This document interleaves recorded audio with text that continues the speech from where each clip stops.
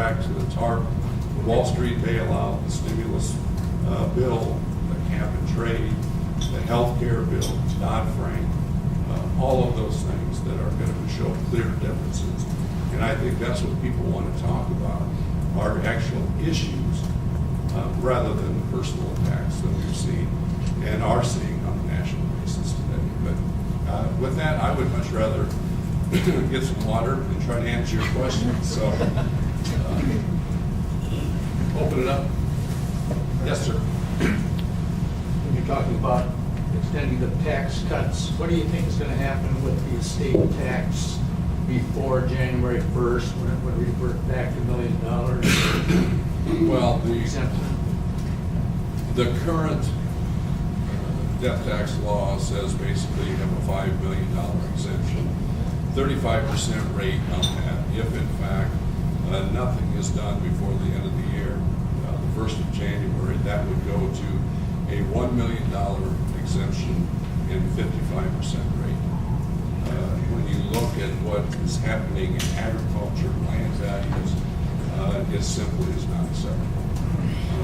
My hope would be that we could at least extend and make it permanent exactly where it is today, at a minimum. Do you think that would happen without any of the other tax issues being solved? You're going to see, I think, in the lame duck session, it's going to have to be all one big package. And that includes all the extenders for research and development, wind, tax credit, all of those individual tax items, plus extending the current rates as far as okay, thank you. But to extend and make, I would say, make permanent the current tax rate so that there is certainty out there. That's the biggest problem we have with businesses today is the uncertainty. They don't know how much they're going to be punished next year if in fact they hire somebody or if they invest in the business. But it's going to be one large tax bill. Yes, sir. Congressman, we're getting close to bumping up the debt ceiling.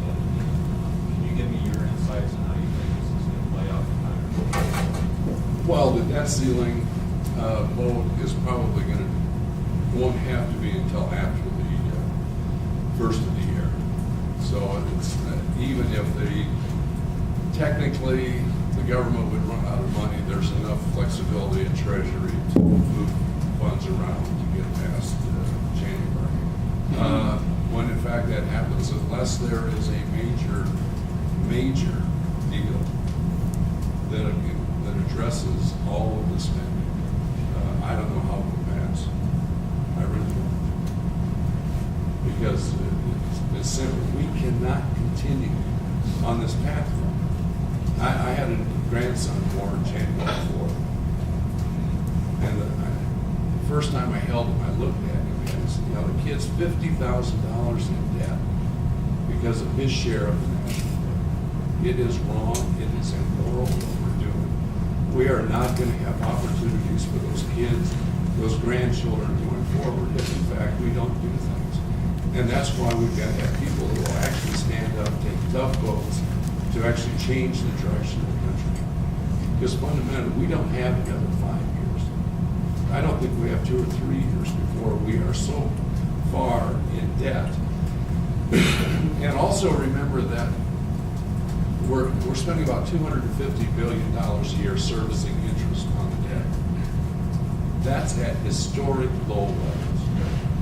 If we would get to what is average normal interest rates, it would be close to $800 billion. And at that point, every dime that's paid in the federal government for income taxes doesn't go to services, doesn't go to build roads or bridges. It goes to pay interest to places like China. We have got to stand up, do the right thing for the future, because it is all about our kids and grandchildren. Yes, sir.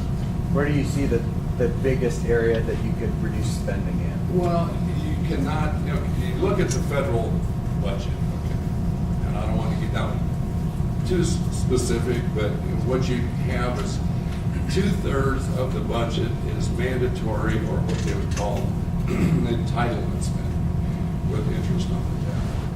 1/3 of the budget is discretionary, which you vote on every year through the annual appropriations process.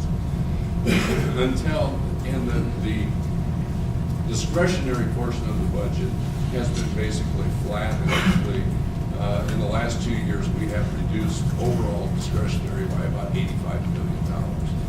So that has been flat over time. Now, there was a huge bump with the stimulus, but we've been going down ever since that. The entitlement mandatory part of the budget, which includes, Social Security, Medicare, welfare, Medicaid, highway bill, portions of the farm bill, all of those things has been growing at 8 to 9% a year. We have 10,000 people a day signing up for Social Security and Medicare. And that's going to continue for at least a couple decades of all this being removed. So that's where the money is. And until we actually get into a position where we are at least slowing the rate, it's going to increase spending. But we've got to at least slow that rate of growth on the entitlement portion of the budget. And then we need to get the economy strong, because that is where you're going to generate tax revenue.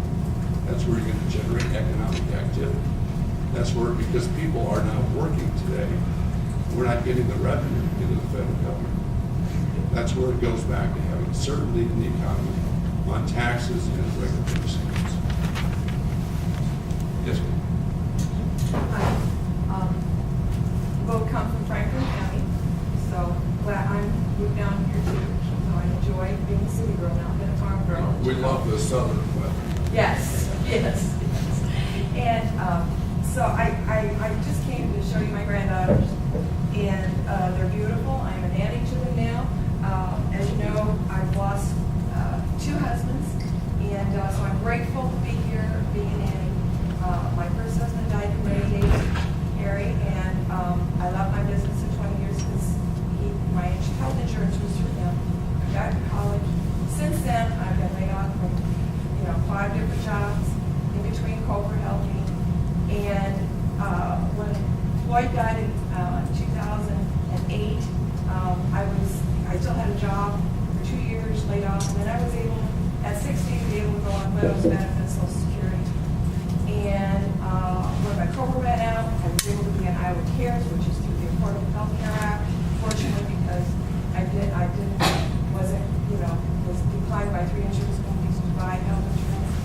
And I want to know for my granddaughters that those things will be, Medicare, Social Security, all those things will be in place, because I had to declare bankruptcy after Floyd had cancer in his lung for 4 years.